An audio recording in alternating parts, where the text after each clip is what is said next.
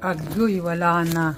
Mamamatay na yung mga tanim ko nito. Pati na yung nag-snowflakes kami guys ngayong umaga.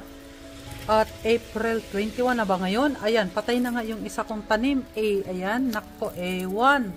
At nailagay ko na pa naman yan sa labas na. O anong gagawin ko ngayon? Masisira na talaga ang aking mga tanim. Ayan pa. Ay, hindi ka pa nga ako nakapag ano eh. Agoy. Tabang. Tabang tayo dyan.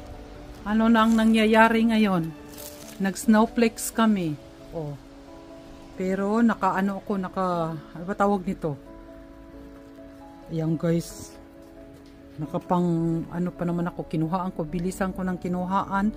Dahil nga ay nag-snowflakes kami. Ambot na lang sa langit na malangaw. Ayan. At masisira na. Sira na nga yung tanim ko. Ayan, masisira pa yan. Ay, ambot na lang. Nag-snowflakes na guys kami. April 21 ba ngayon? 22 or 20. Ambot na lang sa langaw. Wala na. Wala na. Sira na. At agoy.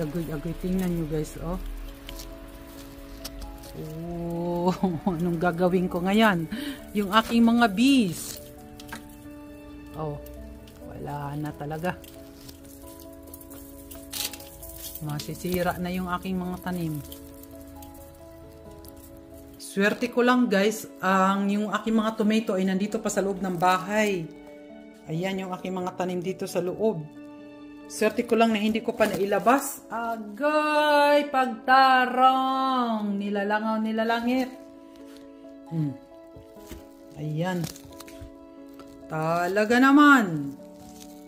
Talaga naman. Yan ang weather namin ngayon. Kaya siguro pabago-bago rin ang weather ko ng mind ko. Agay, salamat.